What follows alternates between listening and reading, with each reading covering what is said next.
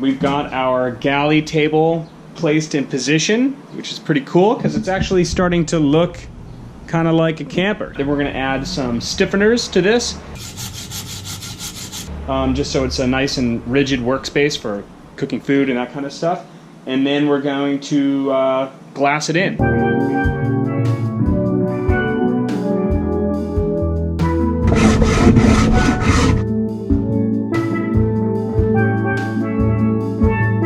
We've got our back panels fiberglassed in, and our next big step is to coat this entire area with epoxy just to seal it up, because we're not really going to be able to get to it later. And so before we do that, we just want to give it a quick sanding, especially this little area here. If you can kind of think about it, the trailer's upside down right now, but this is, our legs are going to actually go underneath here. So this would be a great spot to smack your shins or hurt yourself. So we want to just round that off and then just clean up any little bits of stray wood or stray epoxy or whatnot. And then we're going to give the whole thing a nice coat, and then we'll be moving on to putting the floor together, which is super exciting.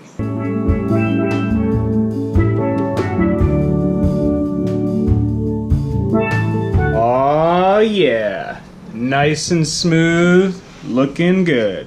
Now that the inside of the shell here is nearly complete, we need to put the floor together, and then we're going to drop the floor onto the top of the underside of the teardrop here. So we've had to move the teardrop to make some space for the floor. We've got it laid out here on a flat surface, and we're going to use some resin to bond these together and drop basically like a stringer along this seam. And apparently the position of this is very important, so we have to be very precise with that. And once these two parts are bonded together, we're going to coat it with epoxy, and then we're going to put it onto the shell.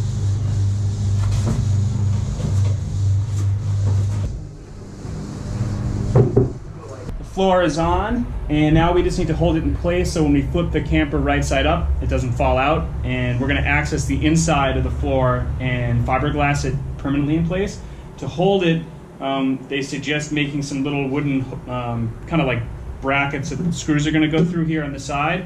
And so we took the piece of the jig that we just took off, or the mold rather, and we just cut it into little pieces. Got our pieces now, and we just got to bolt this in place nice and secure, and then we can flip the camper over. The teardrop is now right side up, which is exciting because it actually looks like a teardrop trailer now. And we're going to go in it for the first time. I've already vacuumed it out, so it doesn't have any particles. Glad this isn't the way we're normally going to get in it.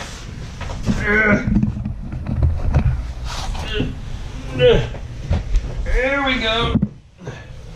Woo!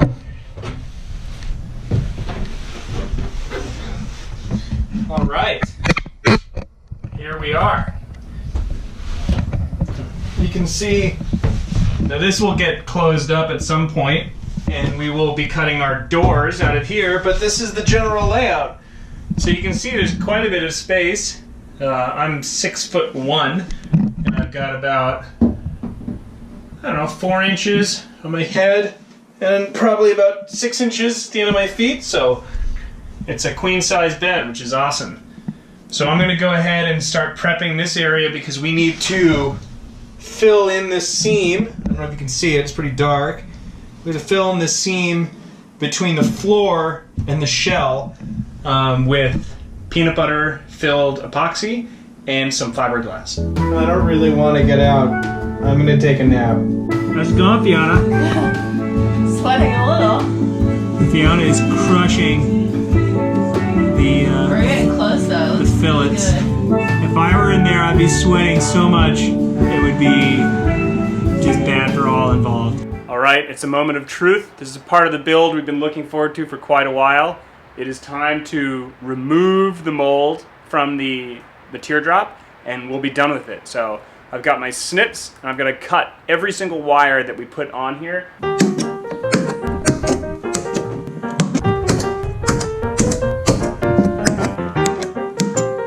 And then then I'm going to use my pliers here to just rip them all out. And once they're out, I can start disassembling. And then we will be mold free for the remainder of the build. Now that we've got the camper sanded and prepped,